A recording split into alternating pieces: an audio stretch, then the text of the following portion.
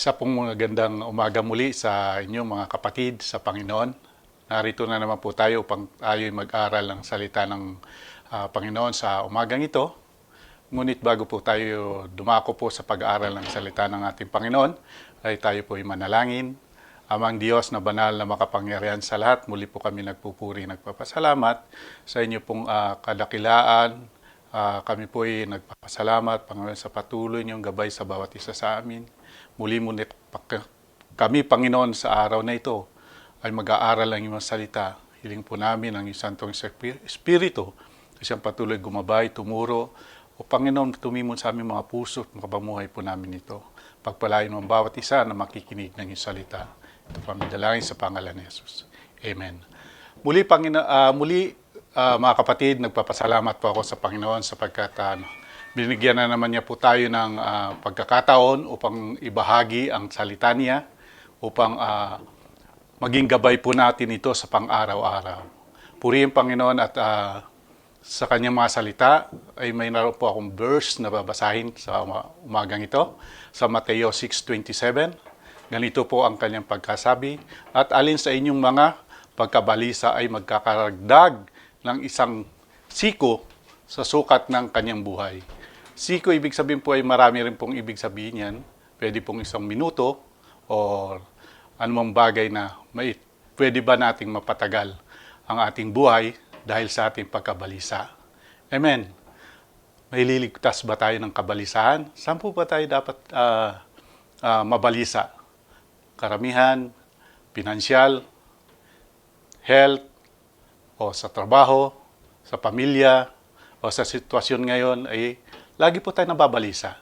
Kahit sino man po sa panahon ngayon ay nakikita po natin ang kaguluhan sa bawat bansa, bawat lugar, sa labas ng ating bahay, o sa kuminsan sa loob ng bahay. Ngunit sinasabi ng Panginoon na tayo po ay huwag mag-alala. Amen. Huwag po tayo mag-alala sapagkat sabi niya po rito sa Mateo 6 chapter 27 verse 33, ganito pa kanyang pagkasabi. Kaya huwag kayong mabalisa sa mga magsasabi ano ang aming kakainin o ano man ang aming iinumin o ano man ang aming darangnin. Amen. Sinabi ng Panginoon na huwag po tayong mabalisa. Amen. Ang tao ay ang daming iniisip, ang dami nilang gustong gawin, ngunit natatakot sila. Nababalisa sila kung tama ba yung kanyang gagawin, tama ba yung desisyon niya sa buhay, o ang kanyang mga ginagawa is ayon sa kalooban ng Panginoon o ayon lamang sa Kanya. Kaya nga po ang Panginoon nagbabala sa atin. Amen. Unang puntos, huwag kayong mabalisa. Amen. Kung tayo po ay patuloy nagtitiwala sa Panginoon, patuloy na lumalapit sa Kanya, bakit po tayo mamabalisa? Sabi niya nga po na anuman ang ating pangangailangan, inumin o pananamit, ibinibigay po ng Panginoon yan. Amen.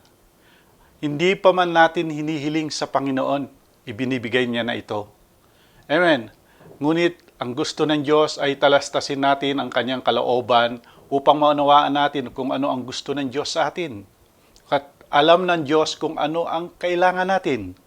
Hindi na natin kailangan sabihin sa Panginoon sapagkat sabi niya, iniisip pa lang po natin. Alam na ng Panginoon kung ano ang kanyang gagawin sa bawat isa sa atin na ating pangangailangan. Amen. Ang problema po, kuminsan, ay yung pinoproblema po natin, iniisip natin, inaalala natin yung bukas. Amen. Pero sabi ng Panginoon is, huwag kayong mabalisa, sapagkat ang biyaya at habag ko ay fresh araw-araw. Kung nauunawaan po natin ang salita ng Panginoon, mauunawaan po natin ang ibig sabihin ng Diyos na huwag po tayong mag-alala. Nariyan po siya sa ating puso, nasa ating isip, kahit po sabi nga po, kahit nasaan ka, amen, naroon ang Panginoon. Nariyan siya, handang dumamay, handang ibigay yung ating pangangailangan ayon po sa ating pangangailangan. Amen. Purihin po ang Panginoon sa umagang ito sapagkat pinapakita po ng Diyos, ipinapaalala po ng Diyos sa atin, anak, huwag kang mabalisa, narito lang ako. Amen. Handang tumugon sa lahat ng pangangailangan mo. Ang tanong, gaano ka ba kabalisa sa iyong buhay? Ito po ba ay kuminsan nagagawa mo ng mag-doubt sa Panginoon? Kuminsan, alam niyo ba ang pagkabalisa ay isang gawain ng Diablo. Tayo po'y kanyang nililinlang. Amen. Ginugulo niya yung ating isip.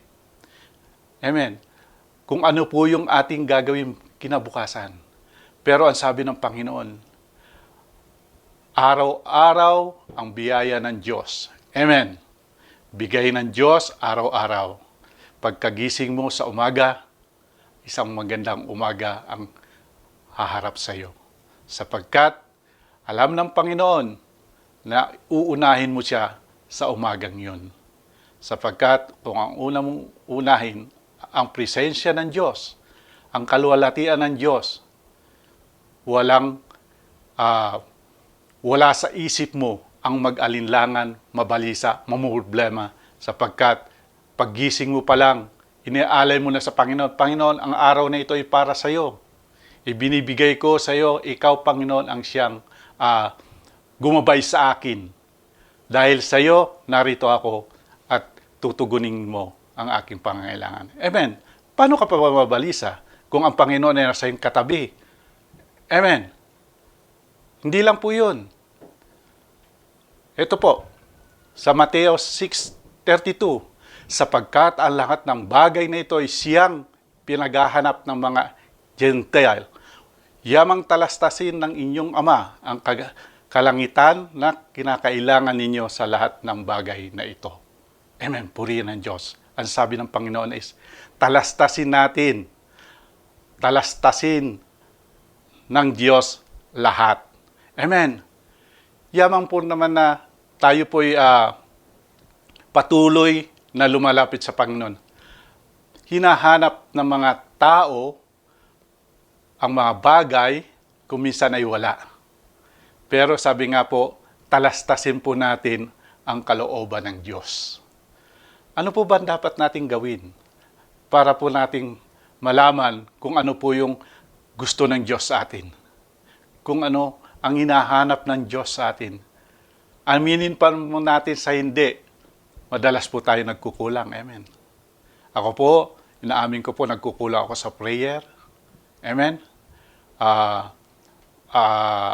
Hindi lang sa prayer, kundi kuminsan is talaga pong dumarating sa buhay ng isang tao ang mag-alala. Amen. Sabi ko nga po sa inyo, ang tao ay madalas niloloko. Amen. Naloloko, amen, ng kaaway. Sa simpleng salita, sa simpleng gawa, kuminsan pinalalaki ng Diablo yan. Amen. Upang mapalayo po tayo sa kalooban ng Diyos. Kaya ngayamang talastasin natin ang kalooban ng Diyos. Kung ano po yung bagay na narais ng Diyos para sa atin. Napakabuti po ng Diyos. Sa araw-araw, huwag po nating iisipin na ang Diyos ay wala sa atin. Na tinalikuran tayo ng Diyos. Sa ayaw mo at sa gusto, ang Diyos kailanman ay hindi niya po tayo tinalikuran. Tayo po ang tumalikod sa Diyos. Kuminsan po, marunong pa rin tayong magmalaki. Meron na ako nito, kompleto ako ng ganito. Meron isang mayaman na sinabi niya, kompleto na ako sa lahat sa buhay, marami akong pera sa bangko, marami akong business, malakas ang aking katawan, wala akong sakit, marami akong mga ari-arian. What's more, sinabi ng Panginoon, ngayong araw na ito, kukunin na kita. Amen. Kaya nga po, nakikita natin doon sa mayaman, mayroon na siyang lahat, pero wala siyang Diyos. Amen. ang Diyos niya, ang kanyang mga ari-arian. Mapalad po ang mga tao na ang kanilang pinagkakatiwalaan, ang kanilang lakas, ang kanilang mga paninindigan sa kanilang buhay, kasama niya ang Panginoon. Kahit kailan hindi matitibag yun. Amen. Sapagkat nagtayo siya ng isang bahay, hindi sa buhangin. Nagtayo siya ng bahay sa bato. Ang batong yon ay ang ating Panginoon. Kailanman ay hindi mawawala yon. Tinanim niya yon sa kanyang puso. Kaya kahit kailan ay hindi mananakaw ni numan, kahit na ang kaaway. Sapagkat alam niya na ang kanyang lilingkuran, ang kanyang Diyos na buhay, kailanman ay hindi siya iniwan. Amen. Bakit pa siya mag-alala? Bakit pa ho tayo mag-alala kung ang Panginoon ay nasa atin? Ano man po ang ating ginagawa sa ating buhay, sa ating trabaho, sa pamilya, sa business po natin, kung ang Panginoon ang partner natin, amen, patuloy niyang palalagoy nito. Amen. Ako po, challenge ko po ang Panginoon. Sabi ko, Lord, dati, hindi po ako talaga nagbibigay ng ayon sa kalooban ng Panginoon na ikapo. Sabi ko, Panginoon, ngayon, itong panahon na ito, dito ko na gagawin yung sinasabi mo. Kaya napakabuti ng Diyos, kahit anuman po ang aking gawin, basta andyan ang basbas ng Panginoon. Amen. Nagkukan po ito, umuunlad. Sabi nga po sa ating pamilya, kung unahin natin ating Panginoon, never po tayo mag-alala. Kung minsan, may sakit ang iyong anak, iyong asawa, labis po tayo nag-alala. Pero sabi ng Panginoon is, talastasin po natin ang kanyang kalooban, malalaman po natin ang kasagutan. Wala po sa ibang tao ang kasagutan. Ang lahat po ng katanungan dito sa mundo, ang Diyos po ang nakakaalam. Siya lang po ang may tugunan sa lahat ng ating pangangailangan. Kaya nga po, sabi nga po nung una, huwag po kayong magbalisa. Amen. Number 2, talastasin po natin kung anong kalooban ng Panginoon. Number 3, sabi niya po rito sa Mateo 6:33, dapat hanapin muna ninyo ang kaniyang kaharian at ang kaniyang katwiran, at ang lahat ng mga bagay na ito ay pawang idaragdag sa inyo. Amen. Napakaganda po. Huwag po kayong mabalisa. Tapos, talastasin po ang kalooban ng Panginoon. At ngayon, hanapin ang kanyang kaharian at katwiran. Purihin po ang Panginoon. Paano po natin ito mahanap? Makikita ho ba natin ito sa Facebook? Amen? Makikita ba natin sa YouTube? O makikita ba natin sa eskwelahan? O makikita natin sa trabaho? Hindi po. Makikita po ito sa puso ng isang tao. Amen. Nasa sa inyo po yan. Napakadali pong hanapin ang Panginoon. Amen. Sabi nila, nilayuan na ako ng Panginoon. Never kang nilayuan ng Diyos, kapatid. Sapagkat ang Diyos nariyan lang. Ikaw ang lumayo sa Kanya. Ang Diyos ay laging nasa atin. Kaya nga po sabi niya, hanapin ninyo ang Kanyang kaharian. Amen. Ang tinasabi po ritong kaharian, hindi po yung church na maganda o sambahan na maraming tao. Ang kaharian pong hinahanap po ito po ay isang kaharian ay nasa atin. Ang katwiran at kaharian ng Diyos nasa ating isip at nasa ating puso. Diyan po naninirahan ang kaharian ng Diyos sa atin. Kaya huwag mong sasabihin na nilayuan ka ng Diyos. Paano ka lalayuan ng Diyos kung ang Panginoon ay nasa iyong puso at isipan? Kailanman hindi siya umalis. Amen. Kaya nga po nililito lang niya tayo ng kaaway na pinapabayaan tayo ng Diyos, malayo ang Diyos, di ka sasagutin ng Diyos mo. Hindi po totoo yun. Sapagkat hanggat ikaw ay naniniwala na ang Diyos na nagkatawang tao, namatay, at muling nabuhay pagkatapos ng 3 araw at umakyat sa langit. Amen. Kahit kailanman, hindi niya po tayo iniwan. Purihin ang Diyos sapagkat ang nagtaong ng patuloy pong hinahanap ang kaharian ng Diyos ay, ibig po sabihin is, patuloy niyang ipinapakita na ang kaharian ng Diyos sa kanyang buhay ay buhay na Diyos. Paano mo masasabi ang kaharian ng Diyos ay nasa sayo? Ang katuwiran ng Diyos ay nasa sayo? Kung ikaw ay hindi naniniwala na ang Panginoon ay nasa sayo. Araw-araw po tayong malakas. Amen. Araw-araw tayong kumakain. Araw-araw din po nating hanapin ang katuwiran at kaharian ng Diyos. Purihin po ang Panginoon sa umagang ito sapagkat napakabuti ng Diyos sa atin. Kahit kailanman po ay hindi niya po tayo pinapabayaan, hindi niya po tayo iniiwanan. Ano man sitwasyon sa ating buhay, ano man po ang dinaranas natin sa araw na ito, amen, nariyan po ang Panginoon. Handa lang po siyang makinig sa ating pong sasabihin. Amen. Huwag na po nating ilayo ang ating sarili sa Panginoon. Dahil wala po tayong magagawa kung tayo'y malayo sa Panginoon. Tatandaan po natin, ang Panginoon ay lagi pong nasa atin. Purihin po ang Panginoon sapagkat tayo pong lahat na narito ay patuloy ko pong inaanyayahan upang tayo po ay hanapin ang isang bagay na gusto nating laging nakakamtan. Sabi niya po rito ay sa Roma 8:32, siya na hindi ipinagkait ang kaniyang sariling anak, kundi ibinigay dahil sa ating lahat. Bakit hindi naman ibinigay sa atin na walang bayad ng lahat ng mga bagay? Amen. Purihin pang Panginoon, napakabuti ng Diyos Ama. Ibinigay niya ang kanyang kaisa-isang anak para tayo magkaroon ng buhay. Para po tayo magkakaroon ng buhay. Simple lang po. Amen.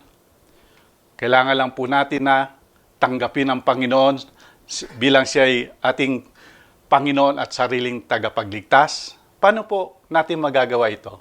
Kung nais po natin sumunod sa maikling panalangin sa pagtanggap sa Panginoon. Ganito ang panalangin. Panginoon, patawarin po ang aking mga kasalanan. Tinatanggap ko po ang Panginoon Jesucristo bilang Panginoon at sariling tagapagligtas ng aking buhay. Tinatanggap ko ang dakilang regalong buhay na walang hanggan at gabay ng banal na Espiritu sa aking puso. Ako po ay napagpalain kasama ng aking pamilya. Ito po ang aking dalangin sa pangalan ni Jesus. Amen. Purihin ang Panginoon. Simple lang po. Lahat po ng sumunod sa panalangin is natanggap na po niyo ang kaligtasan. Amen. Sabi nga po, ang kaligtasan ay walang bayad. Amen. Ang kaligtasan ay isang regalo ng Diyos para sa ating lahat. Purihin po ang Panginoon sa umagang ito.